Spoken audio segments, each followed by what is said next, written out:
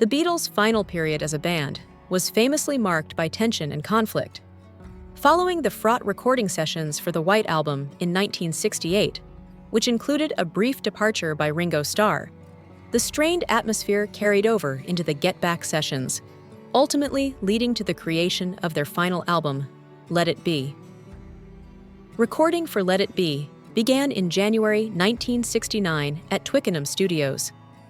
The original concept was for the Beatles to work on a new album while preparing for a return to live performances, as they had not toured since 1966. The entire process was documented for a film to accompany the project. However, the sessions quickly veered off course. George Harrison left the band on January 10, 1969, following a disagreement with Paul McCartney regarding Harrison's guitar playing. During those sessions, Harrison had introduced several new songs, some of which would later appear on his debut solo album, All Things Must Pass. His bandmates showed little interest in the material, contributing to his frustration. In a 1987 interview with Musician magazine, Harrison shared that he had become deeply disillusioned by the negative energy surrounding the group. He expressed frustration over arguments with McCartney being included in the documentary, and stated that he no longer cared about staying in the band, even if it was the Beatles. Just days earlier, on January 7th, Harrison had written the track I Me Mine. The song was said to reflect the ongoing personal tensions within the group and his own feelings of being dismissed. In the Beatles anthology, Harrison described the meaning behind the song as a commentary on ego and duality.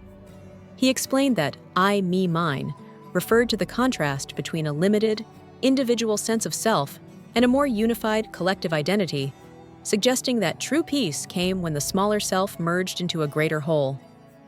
On January 8th, footage from the documentary showed Harrison playing the new song for the rest of the band.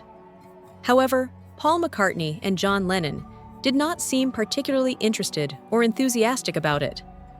According to Doug Sulpy and Ray Schweghart, in their 1999 book Get Back, the unauthorized chronicle of the Beatles' Let It Be disaster, Lennon reportedly made a joke that Harrison's waltz-style composition might appeal to a group of oddballs.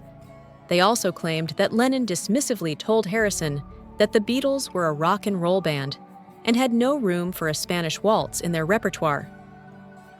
Disappointed by the lack of support, Harrison decided to walk away from the project. Although he rejoined the group on January 15th, it was under certain conditions. The sessions would move from Twickenham to the more comfortable Apple Studios, and any plans for live performances would be dropped. Despite returning, Harrison remained unhappy with the situation.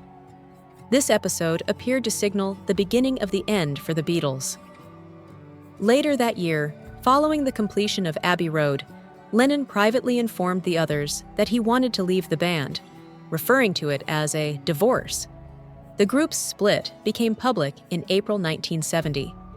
Interestingly, the last track the Beatles recorded together, before the breakup, was I Me Mine. Sessions for the song took place in January 1970, exactly 1 year after Harrison first introduced it. John Lennon did not participate, as he was on holiday in Denmark, and had already expressed his intention to leave the band. Paul McCartney, Ringo Starr, and George Harrison recorded the track without him. 16 takes of the song were completed, and overdubs were added in April. I Me Mine was included on Let It Be, which was released in May 1970, just 1 month after McCartney made the band's breakup official. Although the album as a whole received mixed reviews, I Me Mine was generally well received. Melody Maker critic Richard Williams praised the track, highlighting its strong organ and guitar intro, introspective verses, dynamic tempo shifts, and energetic chorus that evoked the style of Chuck Berry. He noted that Harrison delivered the song with notable power and conviction,